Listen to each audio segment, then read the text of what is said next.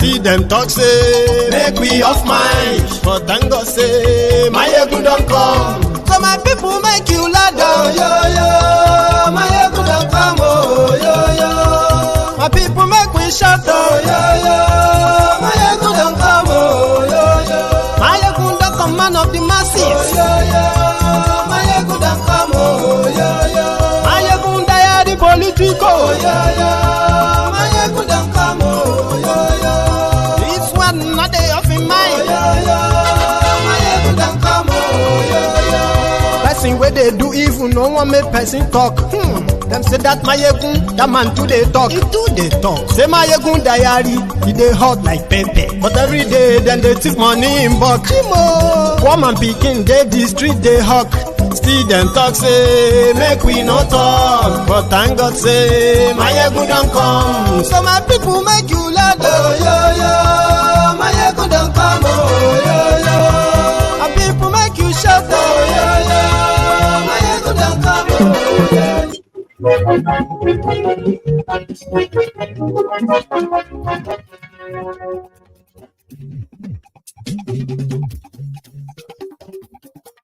Hello, dear.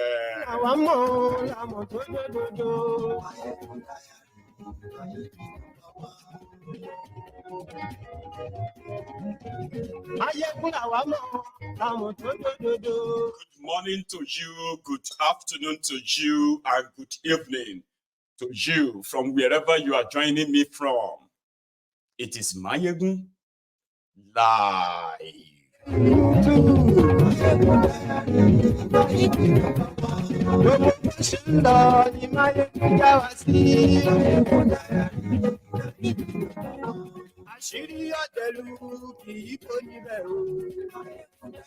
you so much for joining me from wherever you are joining me from. Remember, share this broadcast. Invite your friends, invite your not so friendly friends, and tell them, Mayegun today.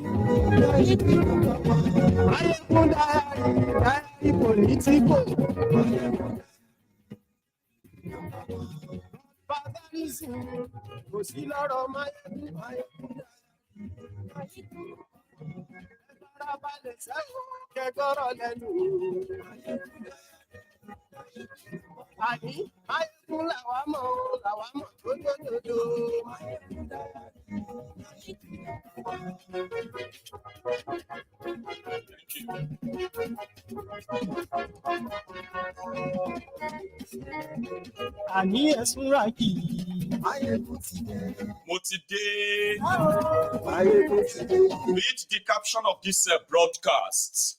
Invite your friends, invite your not so friendly friends. Tell them that Mayegun today. Yes, we like you too. Mayegun today. And yes, we like oh, Baba Dure. And yes, we like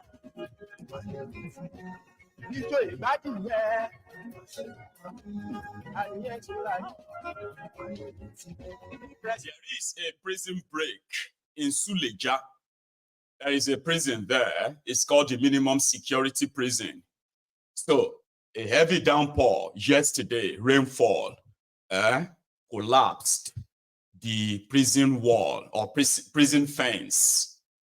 That's when all the inmates, the inmates bolted. 119 inmates escaped, 14 had been recovered.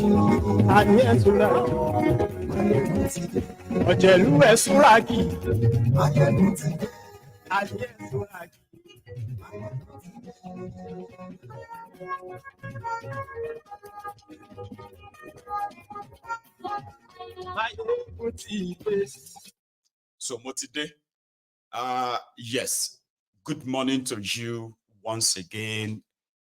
Good afternoon to you and good evening to you from wherever you are joining me from. It is Mayegun live.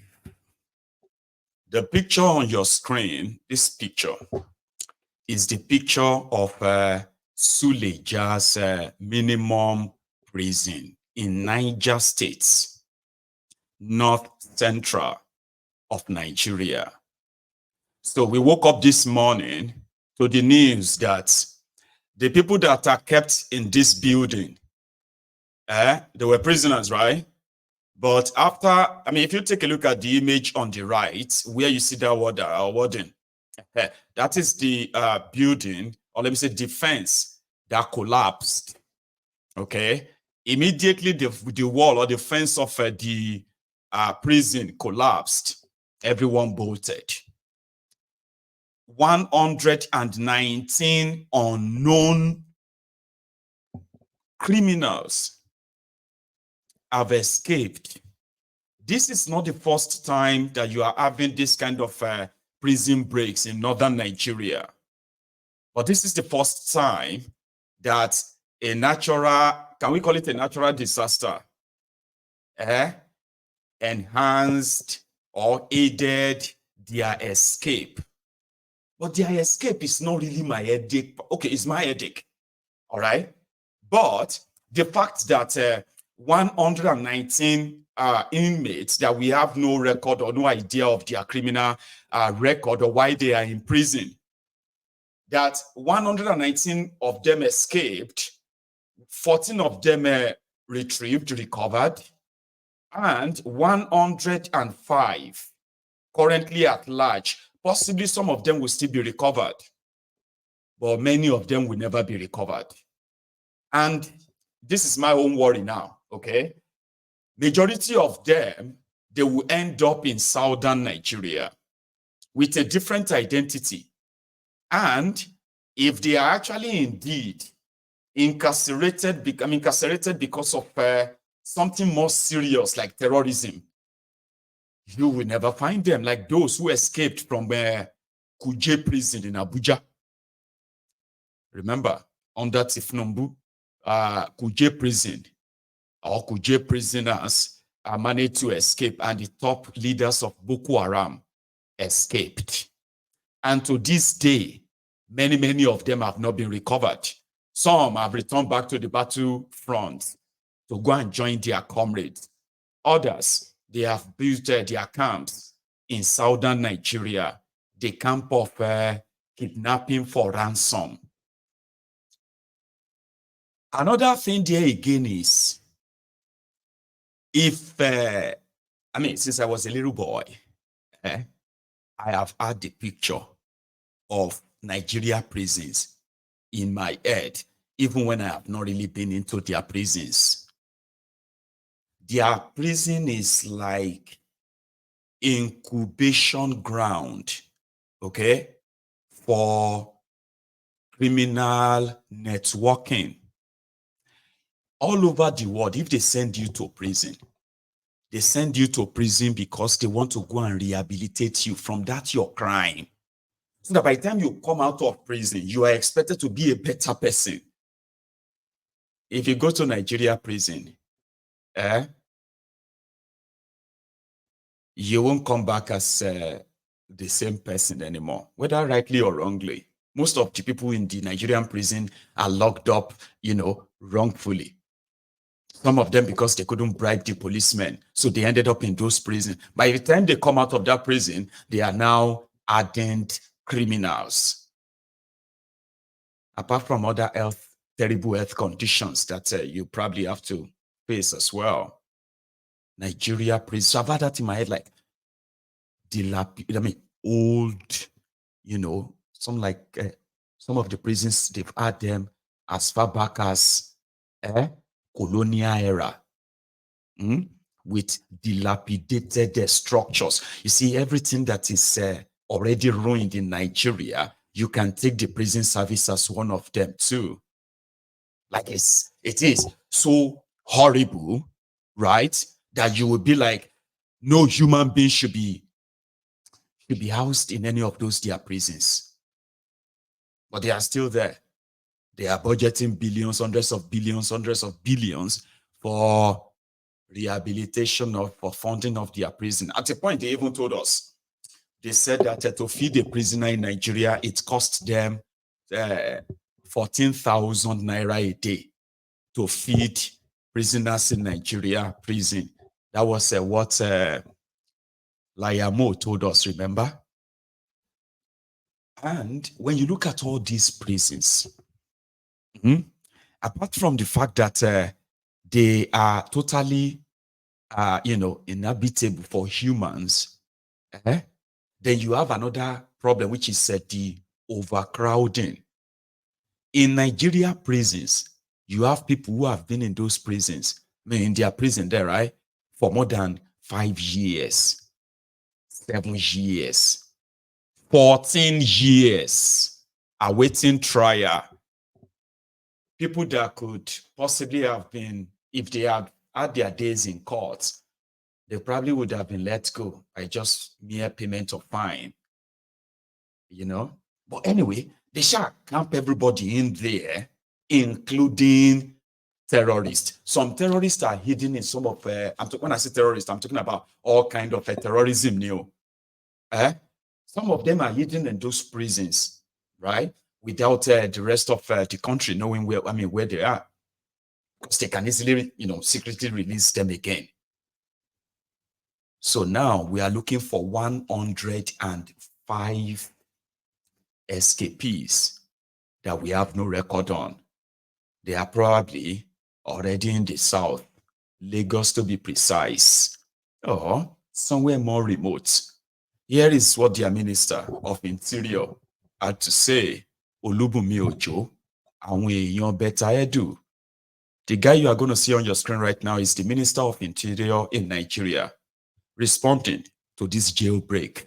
He is the guy whose company collected over $600 million. 600 million naira from Beta Edu just to consult for the Ministry of Humanitarian Affairs so that they can go and check and create register of poor people that they will give money to. So that consultancy job is what his company got. But he said his wife is the one in charge. Okay, his wife got over 600 million naira from Beta Edu for doing nothing.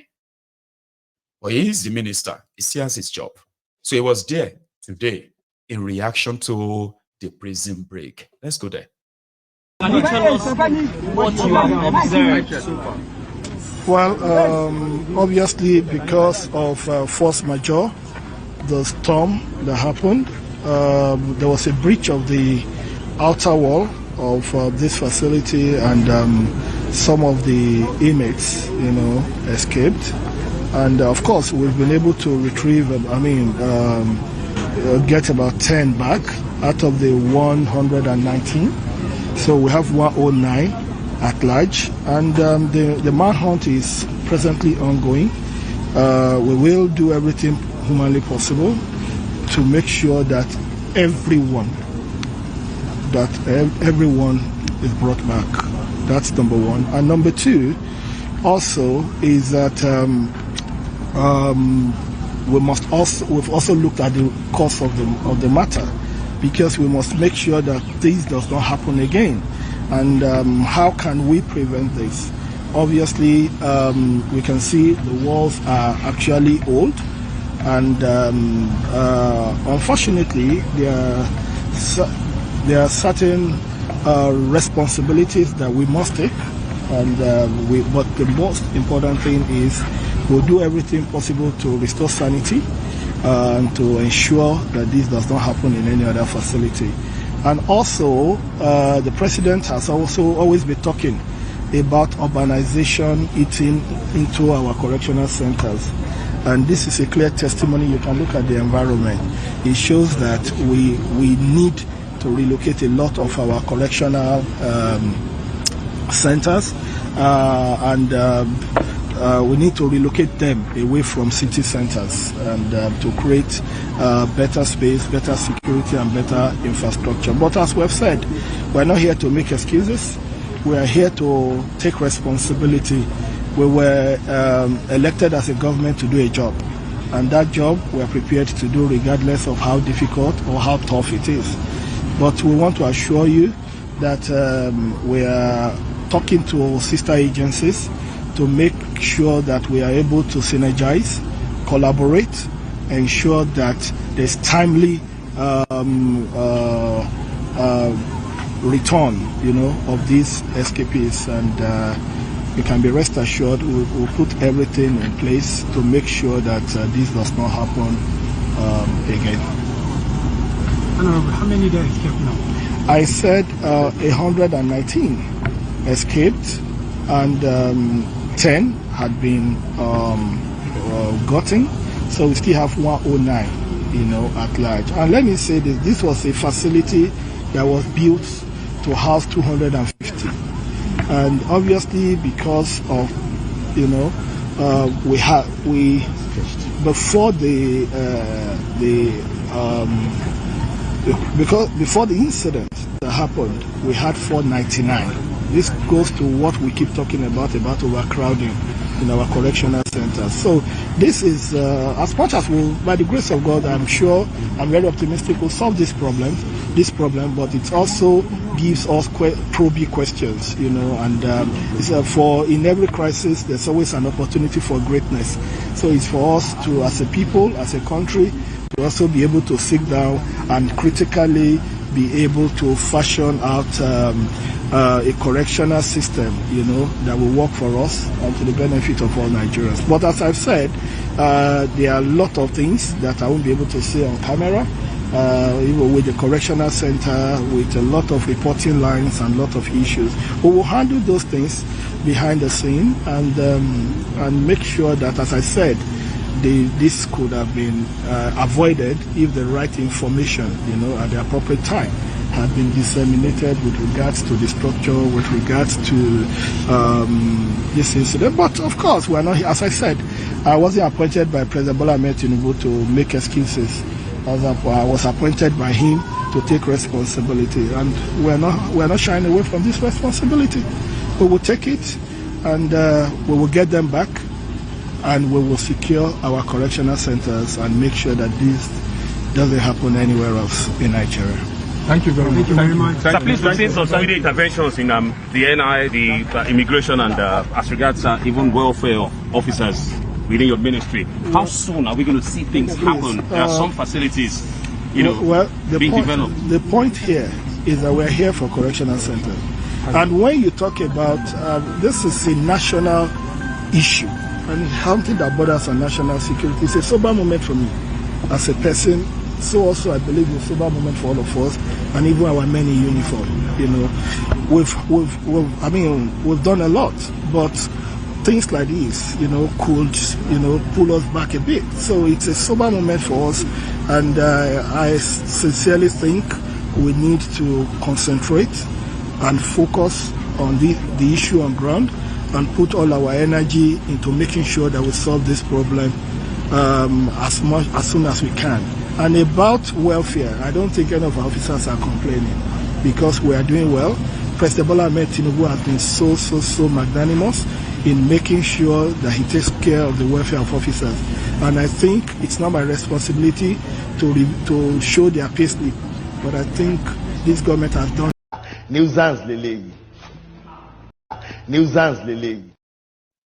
All talk. Olubunmi Ojo is the interior minister in Nigeria. And the first thing is, listen, they said that the facility or the prison has about 250 inmates. Abi? I don't believe that. They were actually like more. Okay? But let's work with that number. So what that simply means is that about 100 and maybe 140, 130 didn't run at all. So then we have to relocate them to Borno State. I don't know where the prison is in Borno State, so to say, right? But yeah. So Olubunmi Ojo, then they were kind of talking about, the welfare of the officers who are working in the prison and all that. Don't let us even go there, okay? Like when I'm talking about the rot that is within their prison service and the corruption that is embedded in it, we can spend the rest of this evening just talking about that. I am worried. So should you. I am worried because these guys are so untrustworthy, so dishonest, that if you take any of their word beyond just being mere words, you may be their next victim because you may think they actually mean anything they are saying. Good enough he was there, as he should be, since Kolu is not around. So everything there is just for the face off of it. But I am worried about those criminals in that place that they won't tell us. Because to them, they can't tell us, who are already following their cows or following their tomatoes or following their trucks, whatsoever, down south as we speak. Listen, I'm not trying to sort of scare you. The end, everything in Nigeria is already scary, except if you are lying to yourself. I'm just trying to make you see beyond reading the headlines. Because after the headlines, once the camera is off, once everybody is gone, right? The real problem will start. The one they won't tell you. The reason why everywhere you turn to in Nigeria today, it's like you are turning into danger, left, right, and center, is because of a situation like this. Nobody tells you anything. Because they know that after 2-3 days, you're going to forget about this. How many of you still remember that Kuje prison break last year on that Tifnumbu? How many? Anyway, for those of you who might, I have this one philosophy though. I'm not living in that contraption, so I won't really be affected directly, but I do have family and loved ones, friends and, associates that I have in that place too. That personally, I can feel that if anything happens to them, then things happen to me indirectly. So if you see something, say something, be aware, self-awareness, be aware, see beyond the headlines, read beyond the headlines. I mean, do not listen to these rogues, these pretentious rogues, because they do not have any answer. No answer or solution to the problems that they created.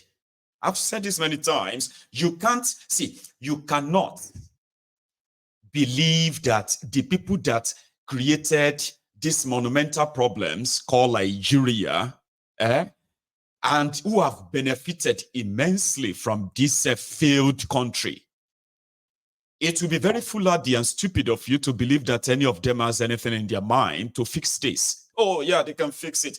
No, they can't. Fixing Nigeria simply means that these guys should just report themselves to the nearest prison facility and ask the wardens in those prison areas to just lock them up, even without any trial. That will be the beginning of saying, oh yeah, they said they want to fix Nigeria. They can't. No, they can't. Then going forward, the news that we are hearing now is that PZ, you know PZ now?